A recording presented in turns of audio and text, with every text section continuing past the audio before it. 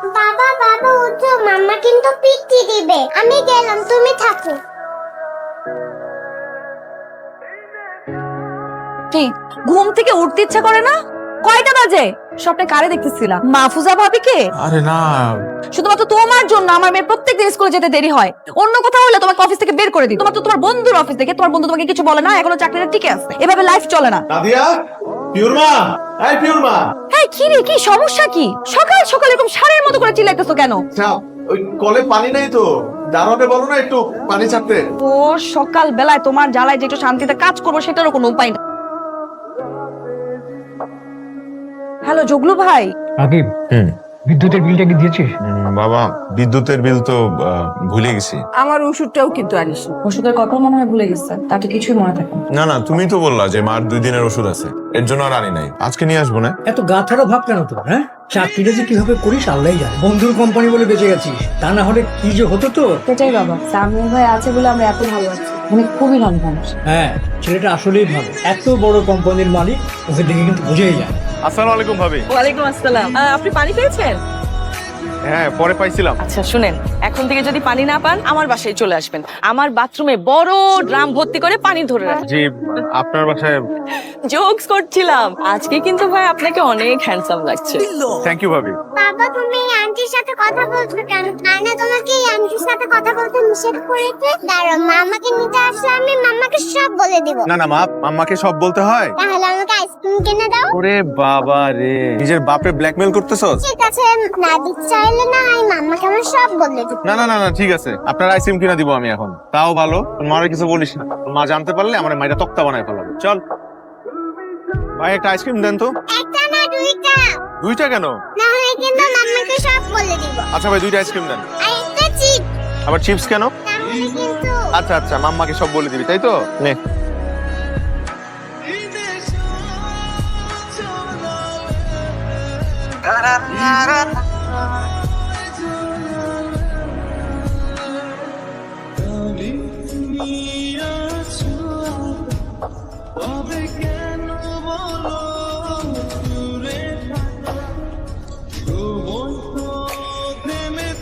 এই 2টা ফাইল অ্যাকাউন্টসে দিয়ে দিন।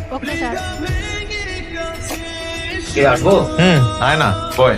শোন, রহমান ব্রাদার্স থেকে আমাদের আর মাল নেওয়া ঠিক হবে না। ওদের কথার কাজে কোনো মিলই নাই। তাহলে বন্ধ করে দে, আমারে জিজ্ঞেস করতেছিস কেন? তো তুই অফিসের মালিক, তুই ছাড়া কিভাবে কি? আর তুই অফিসের সিইও, বড় বড় ডিসিশন মেকিং করার রাইট এবং পাওয়ার তোর আছে।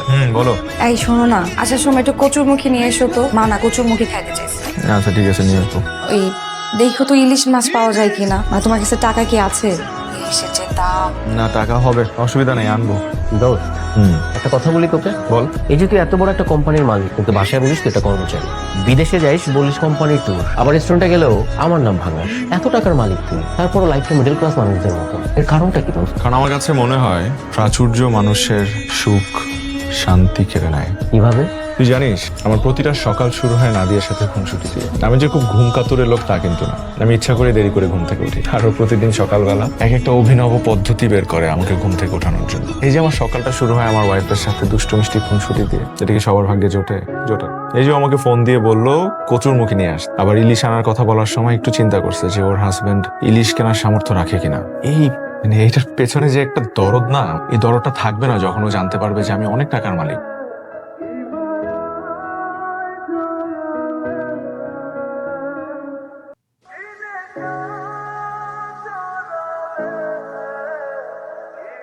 এগুলো কি নিয়ে আসছো? বাজার, তুমি যা জানতে বলছিলে সব নিয়ে আসছি। সবজি, মাছ, ইলিশ। বাজার, সবজি, মাছ এই পর্যন্তই তো আনতে বলছিলাম। এই গুড়া চিংড়ি কেন নিয়ে আসছো? ওই রাতে কম দামে পাইছি তাই নিয়ে আসছি। এখন এই রাতের বেলায় মাছ কে কাটবে? তুমি কাটবা? না, ওই শুধু ইলিশ মাছ রান্না হবে তাই ভাবলাম যে তাতে যদি একটু লাউ চিংড়ি হয় না, দেখতে কিন্তু খুব ভালো লাগবে। লাউ চিংড়ি দেখতে খুব ভালো লাগে। একটু জমাই খেতে পারবো। জমাই খাইতে পারবা। এখন বুকটা দুজনের সিট হবে না? সরি, আমাদের স্যার লাঞ্চ আউটটা তার ফ্যামিলির জন্য বুক করে রেখেছে। চলো 5 মিনিট দেব। আচ্ছা সেট মেনু 2 নেই না? আমি ব্রাউনি খাবো না, আমি আইসক্রিম খাবো। আইসক্রিম খাওয়া যাবে না, ঠান্ডা লাগবে তোমার। আচ্ছা থাক না, আইসক্রিম খেতে যাচ্ছে, আইসক্রিম খাবে। আমাদের ব্রাউনির সাথে আইসক্রিম আছে, আপনি চাইলে মিক্স করে নিতে পারেন। ও তাহলে মিক্স করে দেন। জি স্যার। 5টা দিবেন। আচ্ছা আমি একটা জিনিস বুঝলাম না। যখনই তুমি আমাদেরকে নিয়ে খেতে বের হও তখন যে রেস্টুরেন্টে যাই সেই রেস্টুরেন্টই ফাঁকা থাকে। হ্যাঁ রে রাকিব, আমি না এটাও খেয়াল করেছি, মানে যখনই আমরা একসাথে কোথাও খেতে যাই ওই রেস্টুরেন্টে আমরা ছাড়া কোনো কাস্টমারই নাই। হ্যাঁ এটা আমি কি করে বলবো বলো তো? লাকিলি হয়তো বা হয়ে যায়, তোমাদেরকে নিয়ে যখন খেতে আসি তখন অন্যরা কেউ খেতে আসে না, অথবা তোমাদেরকে নিয়ে যে রেস্টুরেন্টে খেতে আসি ওই রেস্টুরেন্ট অত একটা ভালো না, চলে না রেস্টুরেন্ট। এই রেস্টুরেন্ট দেখলে তো মনে হয় না যে চলে না, ভালোই চলার কথা। কিন্তু ভালোই লাগছে যে আশেপাশে কোনো মানুষ নেই, আমরা আমাদের মতো করে খেতে পারতেছি। আসসালামু আলাইকুম স্যার। স্যার আপনি এখানে? স্যার সামিউল স্যার এটা কোনো কাজ করলো? ওই কোম্পানির ভেন্ডরের লিস্ট থেকে আমাদের নামটা বাদ দিয়ে দিচ্ছে। স্যার আপনি একটু কথা বলে দেখেন না যদি কিছু করা যায় স্যার। বোকা বন্ধু আমার। কেমন আছিস তুই? জি স্যার। কি স্যার স্যার শুরু করলাম আমি বুঝলাম না। আমি মানলাম যে হ্যাঁ অনেক অভিমান আছে, কোম্পানির সাথে কোম্পানির একটা দ্বন্দ্ব আছে, কিন্তু তাই বলে ভাই তুই সামিউলে গিয়ে স্যার স্যার কর, আমারে স্যার করিস না। আয় দেখা হয়েছে এতদিন পর, আয় বুকে আয়, বুকে আয় বেটা। তো হাবিব সাহেব, বন্ধু বলে জড়াই ধরছি, কমন সেন্সটা কাজে লাগান। বন্ধু বলে ভাবিকে সালাম দিয়ে কেটে পড়েন। ও উনি হচ্ছে হাবিব, উনি হচ্ছে আমার ছোটবেলার বন্ধু, বুঝছো? ভাই আসসালামু আলাইকুম। ওয়ালাইকুম আসসালাম। তো কি খুব জগিং হচ্ছে নাকি? হ্যাঁ জগিং, আয় না বাবা মার সাথে পরিচয় করাই দিই, আয়। না স্যার বন্ধু আজকে না, আমার পেটটা একটু ব্যথা করতেছে তো, একটু বাসায় তাড়াতাড়ি যেতে হবে। ও তাহলে বাসায় চলে যা, কারণ পেটে ব্যথা অবস্থায় এরকম থাকা উচিত না। যা ভাবি আসি, আসসালামু আলাইকুম। হাইটা হাইটা না, দৌড়াই যা। আল্লাহ হাফেজ। সত্যি করে বলো তো ঘটনাটা কি? কিসের ঘটনা? যে উনি এসে তোমাকে স্যার স্যার বলছে, আবার বলছে সামিউল ভাই নাকি তাকে বাদ দিয়ে দিয়েছে, তোমাকে আবার রিকোয়েস্ট করছে তাকে যাতে আবার নেয়। আমি বুঝলাম না।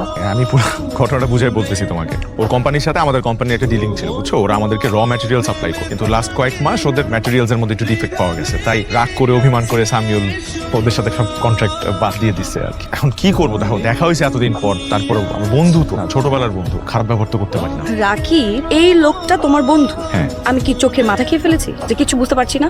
কেন? মানে এই লোকটা তোমার থেকে না হলো 20 বছরে বড় হবে, বন্ধু কিভাবে হলো? আরে বন্ধুত্বে কোনো বয়স আছে? এই গ্রামে এগুলো চলে, 20, 25, 30 বছরের পার্থক্যে বন্ধু হয় অনেক আছে। গ্রামে তো থাকো নাই, যাও না, বুঝবা কি করে? চলো না ওদের সাথে জয়েন করো। তুমি আমার এক বয়স্ক বন্ধুরে নিয়ে পড়ে আছো। আম্মু আমাকে দাও।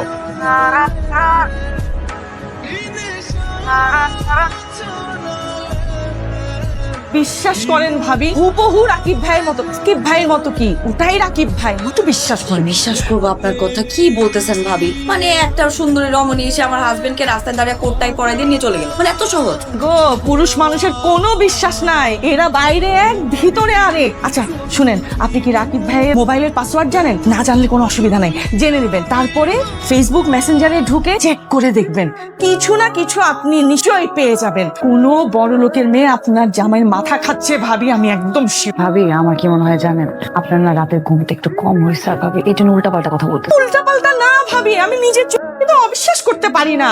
চোখ ভাবি, তো চোখের একটা ভালো ডাক্তার দেখান, একটা চশমা নেন আপনি। ঠিক আছে ভাবি, আমার কথা বিশ্বাস করলেন না তো? সত্য সব সময় তিতা লাগে। আজকে যাই।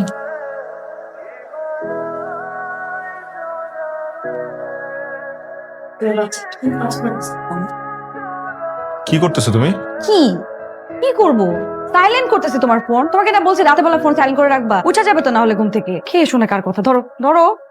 আমি ভাবলাম ফ্রেশ হয়ে এসে তারপর। আচ্ছা ঠিক আছে ঠিক আছে, তুমি ফোনের মধ্যে পাসওয়ার্ড দিয়ে রাখছো কেন? পাসওয়ার্ড কি? Nadia I love you. হইছে, এখন আর আই লাভ ইউ বলতে হবে না। পাসওয়ার্ড কি সেটা বলো। নাদিয়া আই লাভ ইউ, এটাই পাসওয়ার্ড। আমার ঢং আর শেষ হয় না। তুমি কি সবসময় অফিসে রিক্সায় করে যাও না? হ্যাঁ কেন? এমনি মাঝে মধ্যে দেরি হয়ে গেলে তখন অফিসের গাড়িতে যাই। অফিসের গাড়ি মানে? মানে কোনো বড় জিপে করে যাও? বড় জিপ কই পাবো? ওই অফিসের একটা আছে, মাইক্রো নন এসি, স্টাফদের আনানোর জন্য। মাঝে মধ্যে বেশি দেরি হয়ে গেলে ওটার ফোন দেই, রাস্তা দিয়ে উঠে যাই। সুন্দরী মেয়েরাও আসে না? সুন্দরী মেয়ে কই পাবো? আমাদের একটা ড্রাইভার আছে, কিন্তু সে তো অত বেশি সুন্দর। করিম ভাই আমাদের অফিসের গাড়ির ড্রাইভার, সে থাকে। না আগেই বুঝছিলাম মাহফুজা ভাবির মাথায় গন্ডগোল। কার মাথায় গন্ডগোল? না কিছু না। আচ্ছা শোনো, তুমি এখন থেকে এই যে মাহফুজা ভাবির কাছ থেকে একটু দূরে থাকবা। থাকি তো, তারে দেখলে আমি উল্টা দিকে দৌড় দিই, 100 হাত দূরে দূরে থাকি। হ্যাঁ এটাই ঠিক আছে। কেন, কোনো সমস্যা? না আর কি সমস্যা হবে? উনি বাসায় আসছিল, এসে উল্টাপাল্টা কথা। তুমি নাকি কোন কোন মেয়ের গাড়িতে করে, দামি গাড়িতে করে কোথায় নাকি গেছো, সে দেখছে কি উল্টাপাল্টা কথা বলা শুরু করছে। আলতু মহিলা, ওনারে বলো চোখের ডাক্তার দেখাইতে।